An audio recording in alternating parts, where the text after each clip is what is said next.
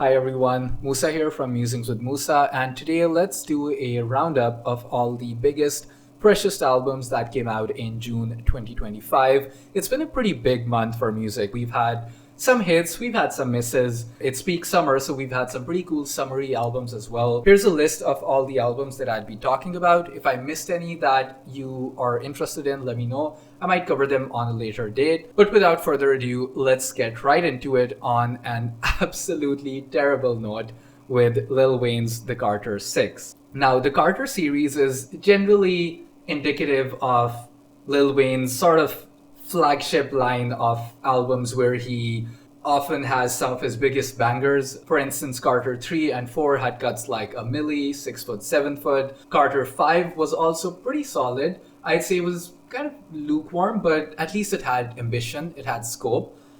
I can't say any of that for the Carter 6. It's just absolute it's not good, man. It is not looking good. There's just no substance. It's entirely unlikable. It's unrelatable.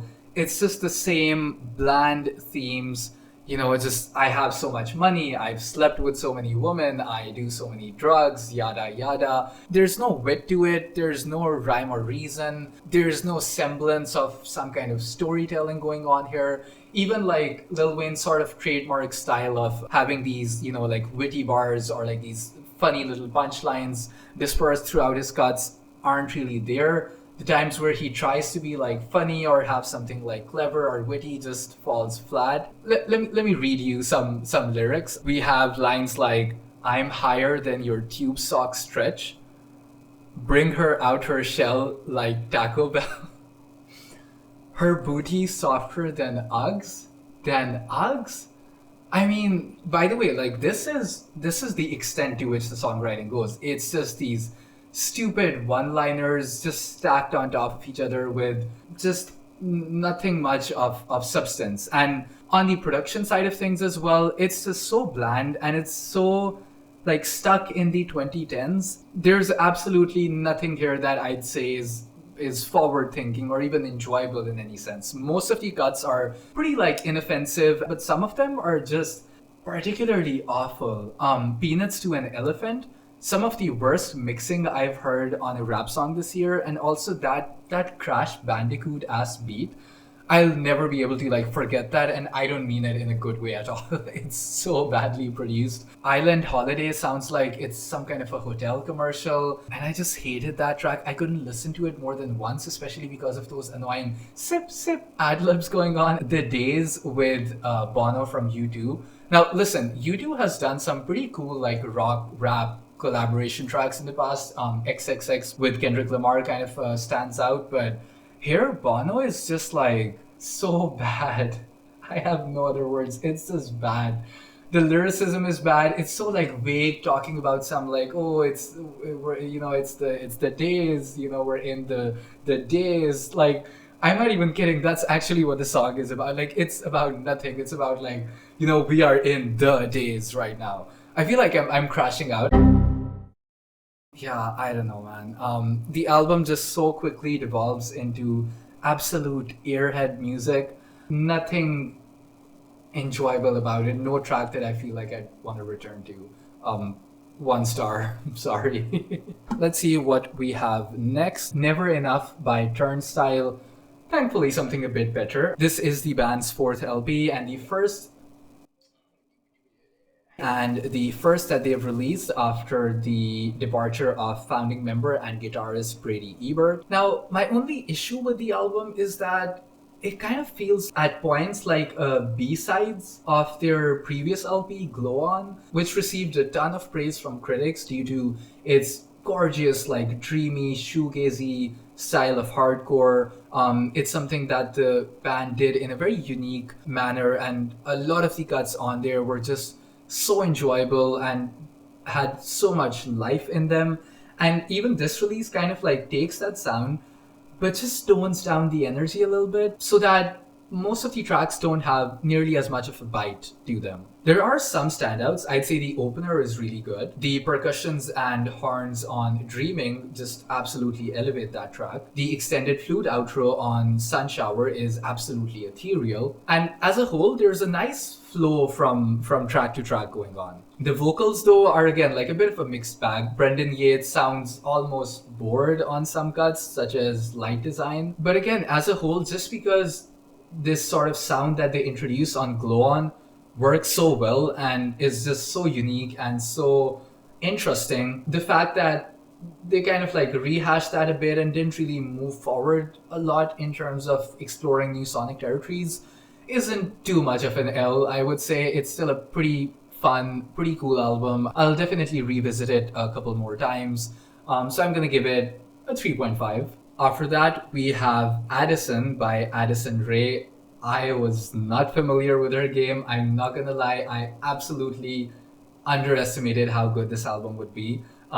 Just because when she was kind of breaking away from being a TikTok star and, you know, turning into the pop star that she is today, her initial output was kind of middling at best, and I really did not have a lot of high hopes for this album, and boy was I wrong. This is far from a perfect LP, let's be honest. It's a debut, but it's still genuinely so impressive. The production is so layered, it's so lush, it has this beautiful down-tempo vibe to it. In that sense, I'd say Aquamarine is definitely a massive highlight. I love the drums on it, I love those nostalgic arpeggiator synths going on. I love the Britney reference on the Give Me More bridge. She knows what her influences are, and she wears them on her sleeve, but she wears it proudly, and there's something very likable about that, I'd say. Elsewhere on cuts like High Fashion, she has these very subtle synths and some very glitchy, subdued vocals. Almost feels a bit like an early career FK Twigs song. And the chorus is just so catchy, so like, you know, it makes your head bob. It's so good. And I will admit though, one thing that I did not enjoy about the album as much was the vocals on quite a few of the cuts. I felt like they were a bit one note, a little too breathy for my taste. And that's why it was particularly nice to see the energy like switched up a bit on cuts like Headphones On, Money Is Everything. And the lyricism as well is nothing too crazy, but it's also not like, you know, particularly offensive or bad, I'd say.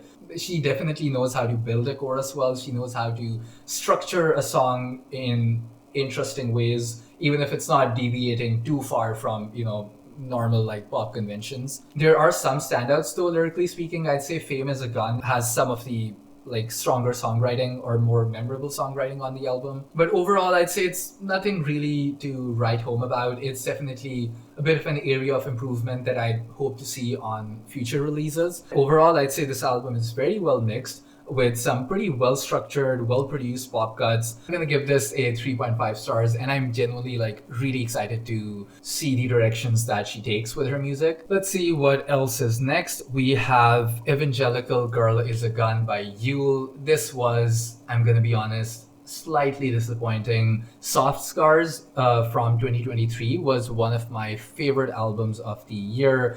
Yeule has this beautiful, dreamy, glitchy sound, and Soft Scars in particular had these gorgeous multi-section tracks and some pretty evocative like highs and lows. It was a very well-arranged album as a whole, and this one just kind of feels like a collection of hits and quite a few misses as well. In terms of the hits, we have the title track. It's absolutely excellent. Her inflection is great. Her flows are very catchy. It feels very Yeule as a song. It has that very distinctly cyberpunk sound that she does really well. And the songwriting as well paints a very vivid image about beauty standards in the digital age. 1967 has a very nice pop rock vibe to it. The subdued vocals mix very well with the production. Skull Crusher as well has these gorgeous, crunchy guitars, and even though the track feels a little too short, it's one of the more enjoyable moments on the album. And then the rest of it is just a little boring, or like just feels kind of uninspired. I'd say Tequila Coma is one of my least favorite cuts on the album. So many of these songs don't really feel like Yeule songs. A lot of these just feel like they could have been made by like any alt pop artist. And for that reason, I'm gonna give this 3 stars. Next up, we have HAIM with I Quit. I believe this is their first album since 2020's Woman in Music Part 3, which, while I'm not the biggest HAIM fan, I did really enjoy that album specifically. And so I had high hopes going into I Quit. Now, this one has a very folksy sound to it, I'd say almost akin to Lucinda Williams' music, particularly Car Wheels on a Gravel Road. You see this, I'd say, almost instantly from the opening track with when you get those muted guitars and the sort of slow build up in the chorus. There's a nice little electric guitar solo in there as well. I also really like the George Michael sample from Freedom 90 on that track. Take Me Back is also a pretty strong highlight on the album, I'd say. Just love the spoken word style of storytelling going on there. Also the chorus on that cut, just a side note, sounds so similar to Young Father's Rice. The Take Me Back has almost the exact same melody as It's All Alright, and then they both have this sort of very similar like noisy guitar breakdown. I'm not saying anything, I'm not saying anyone copied anyone, I'm just saying it's a pretty cool coincidence that these two cuts that I really like from completely different artists in completely different genres just have a very similar and a very catchy melody. Anyways, I was just going off track there. I will say, like, there's definitely quite a bit of variety in the production here as well. A Million Years, for instance, just sounds completely different from some of these earlier tracks that I've mentioned, with its excellent, like, breakbeat drums going on, the gorgeous vocal layering, some pretty strong vocal performances as well by the sisters on there. And I just love that sort of pre-chorus there with the love will find a way to take a toll on you line or something like that. I'm sure I'm butchering it. But still though, I'd say there's quite a few misses here as well. Not that many, honestly, but for instance, tracks like Relationships, which I believe was one of the singles for this album as well, it's just bad. It's just, I hated the chorus on there. And honestly, like, there are just like a few cuts like these which kind of dampen the experience a bit, but as a whole, a pretty good LP with some really strong cuts. Again, like quite a few standouts. I'd say I'd rank it about as highly as Woman in Music Part 3. So because of that, I'm gonna give this 3.5 as well.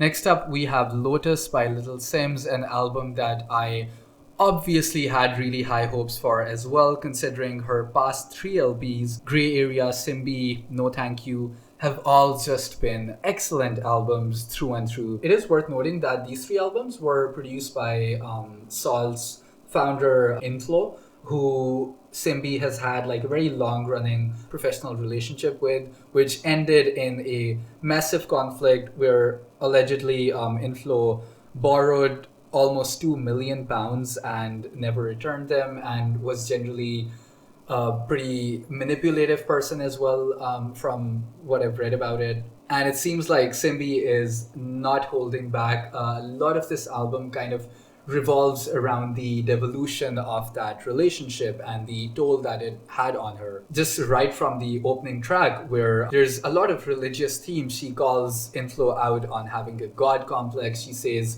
"My life can't be controlled by a pagan. He came into her life like a devil in disguise." And I love the way that these sort of cymbals crash as she proclaims on the chorus.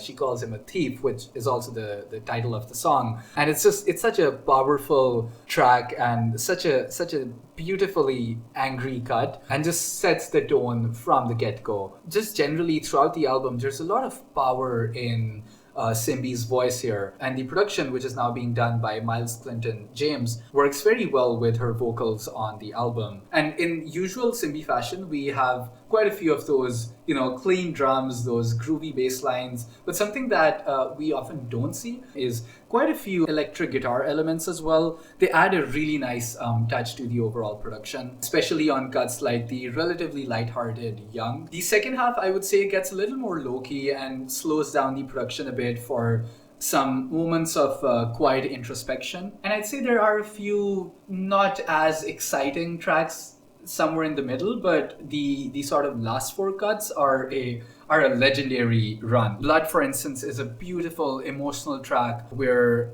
Rich 32 features as a brother and Simbi plays a sister, and these two siblings are arguing about how the brother is kind of growing apart from the family and he's not there as much, and it crescendos into this beautiful duet verse where these characters that are like fighting just open up and talk about how much they actually need each other, not just as siblings but as friends. And overall, this album just feels like Simbi is introspecting on this massive betrayal that she experienced by someone who was obviously very close to her, and how she's kind of healing from it, kind of growing from it, and then also reflecting on what's important in life. As usual, Lil Simz can't miss. I feel like Lil Simz is one of the most underrated musicians of our time. So I'm gonna give this a 4 stars out of 5.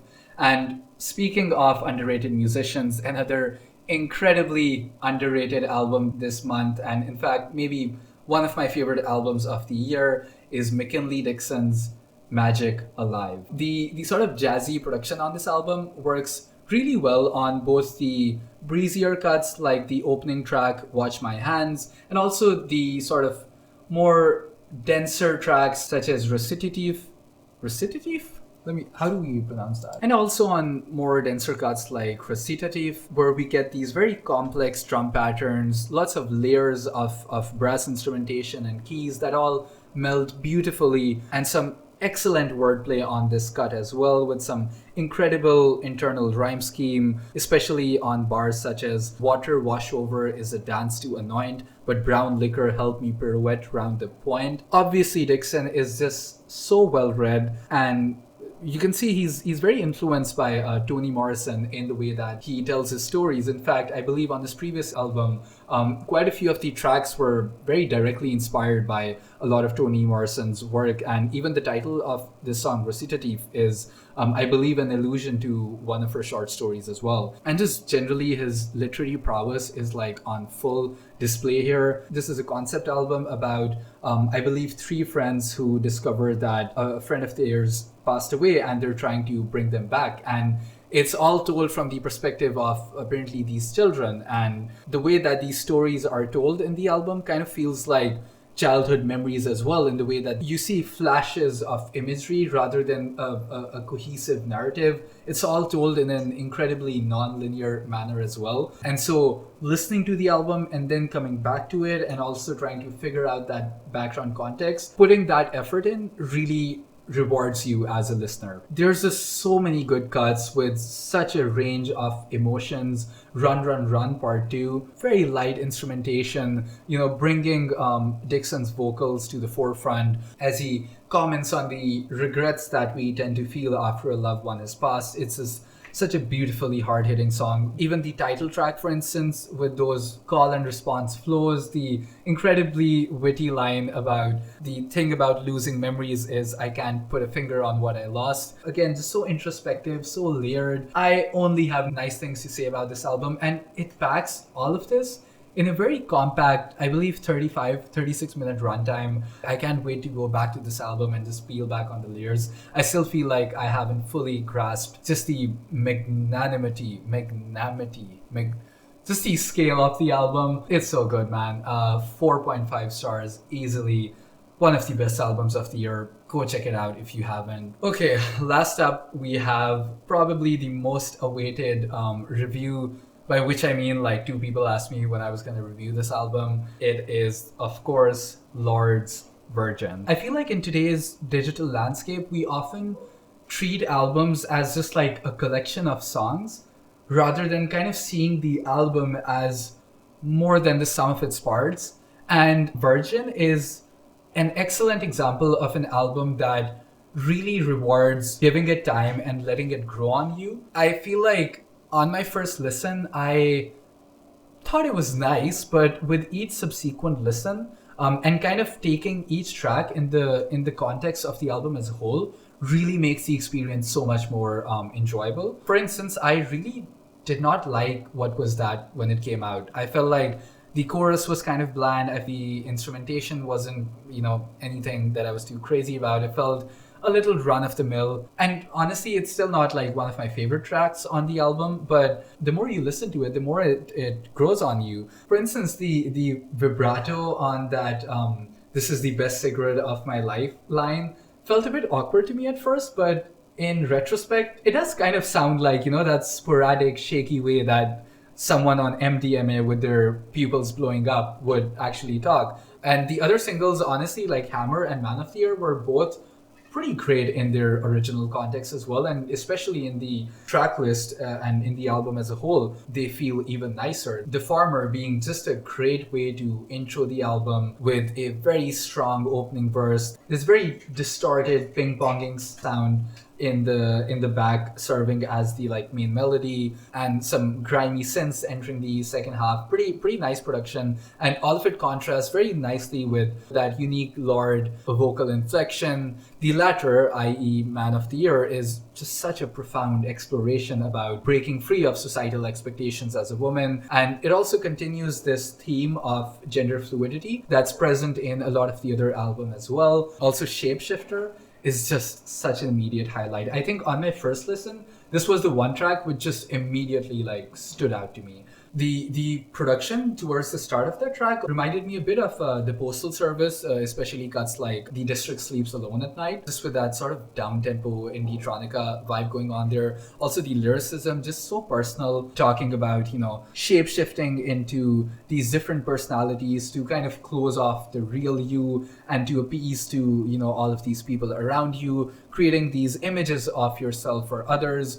But then the track just crescendos with that "Tonight I Just Wanna Fall," and it's such a beautiful moment as these pads rise and these drums come crashing in. And on that note, let's talk about the production on this track for a second. So for context, she let go of Jack Antonoff here, and she got Jimmy Stack on the production here, who, to his credit, he's really good with creating drums. He's really good with creating these very simple but effective synths, even if admittedly, at times, it does feel a bit predictable. I would say on certain cuts, you can kind of early on in the track tell where this is gonna go. And I feel like that's exactly why some of the strongest moments of the album are when Jimmy Stack kind of takes a backseat on the production and, Lorde kind of takes center stage with her gorgeous storytelling. For instance, on Current Affairs, those muted guitars are nice, but the real heart of the track is that chorus where she talks about "My bed is on fire, mama, I'm so scared."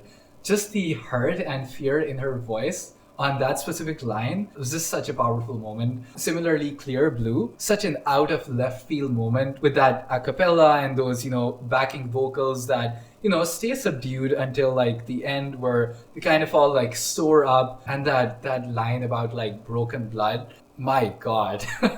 And those sort of processed vocals on the Bon Iver-esque outro. It's such a short, simple track, but it's such a devastating exploration of generational trauma, particularly mother-daughter relationships, told through the framing of a pregnancy scare. Elsewhere on cuts like GRWM, Grown Woman, Get Ready With Me, the sort of hyperpop influences, which are generally not at the forefront, do become abundantly clear. Those metallic, distorted percussions are very A.G. Cook, very Sophie, very Charlie XCX, just straight out of the PC Music handbook. But again, I'm not complaining. I like how it sort of melds with those quieter moments. It definitely has some Lorde touches to it as well. But moving back to that sort of theme of generational trauma, it's definitely one of the bigger themes in the album. It's also explored in cuts like